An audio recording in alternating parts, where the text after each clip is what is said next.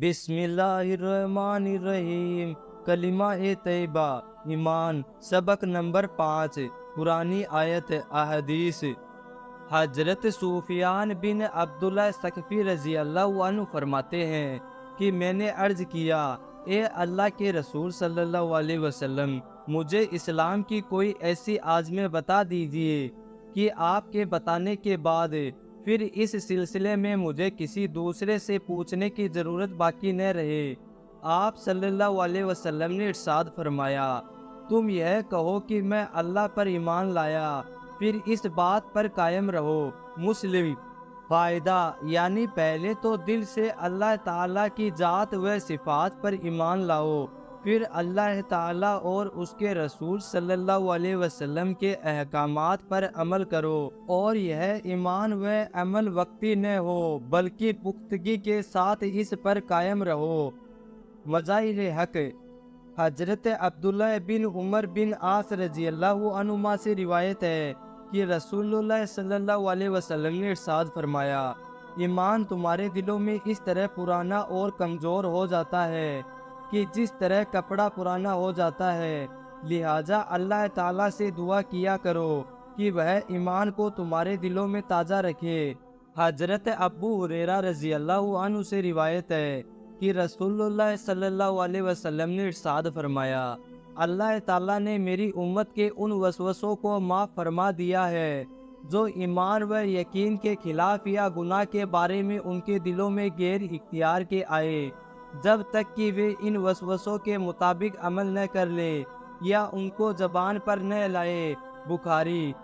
حضرت ابو ہریرہ رضی اللہ عنہ فرماتے ہیں کہ کچھ صحابہ رضی اللہ عنہما رسول اللہ صلی اللہ علیہ وسلم کی خدمت میں حاضر ہوئے اور عرض کیا، ہمارے دلوں میں کچھ ایسے وسوسے آتے ہیں کہ ان کو زبان پر لانا ہم بہت برا سمجھتے ہیں۔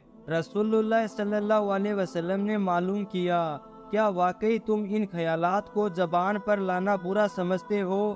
عرض کیا، جی ہاں۔ آپ صلی اللہ علیہ وسلم نے ارشاد فرمایا، یہی تو ایمان ہے۔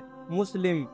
فائدہ، یعنی جب یہ وسوسے و خیالات تمہیں اتنے پریشان کرتے ہیں کہ ان پر یقین کرنا تو دور کی بات، ان کو زبان پر لانا بھی تمہیں گوارا نہیں، تو یہی تو کمال ایمان کی نشانی ہے۔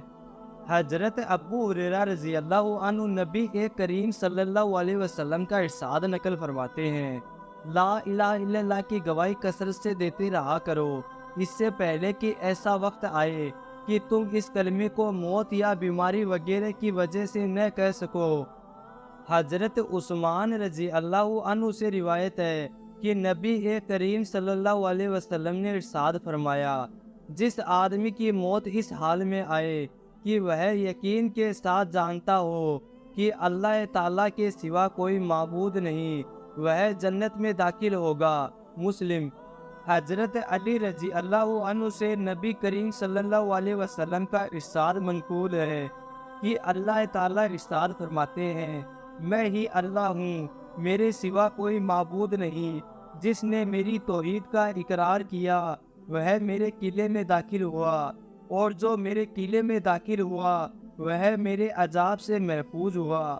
حضرت عبداللہ بن عمر بن عاص رضی اللہ عنہ سے روایت ہے کہ میں نے رسول اللہ صلی اللہ علیہ وسلم کو یہ ارشاد فرماتے ہوئے سنا، قیامت کے دن اللہ تعالیٰ میری امت میں سے ایک آدمی کو چن کر ساری مخلوق کے سامنے بلائیں گے اور اس کے سامنے اعمال کے 99 دفتر کھولیں گے، ہر دفتر نگاہ کی آخری حد تک پھیلا ہوا ہوگا۔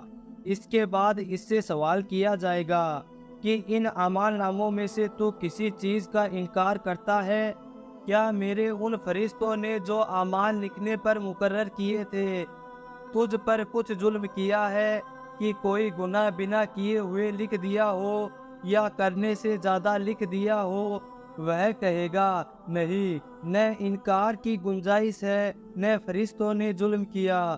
پھر ارشاد ہوگا، تیرے پاس ان بند اعمالیوں کا کوئی اجر ہے؟ وہ کہے گا، کوئی اجر بھی نہیں۔ ارشاد ہوگا، اچھا، تیری ایک نیکی ہمارے پاس ہے، آج تجھ پر کوئی ظلم نہیں۔ پھر کاغذ کا ایک پرزہ نکالا جائے گا جس میں اشہدو الا الہ الا اللہ و اشہدو ان محمدن عبدہ و رسولہ لکھا ہوا ہوگا۔ اللہ تعالیٰ فرمائیں گے جا اس کو تلوا لے۔ وہ کہے گا اتنے دفتروں کے مقابلے میں یہ پرزہ کیا کام دے گا؟ ارشاد ہوگا تجھ پر ظلم نہیں ہوگا۔ پھر ان سب دفتروں کو ایک پلڑے میں رکھ دیا جائے گا اور کاغذ کا وہ پرزہ دوسرے پلڑے میں، تو اس پرزے کے وزن کے مقابلے میں دفتروں والا پلڑا اڑنے لگے گا۔ اچھی بات یہ ہے کہ اللہ تعالیٰ کے نام کے مقابلے میں کوئی چیز وزن ہی نہیں کرتی۔ ترمذی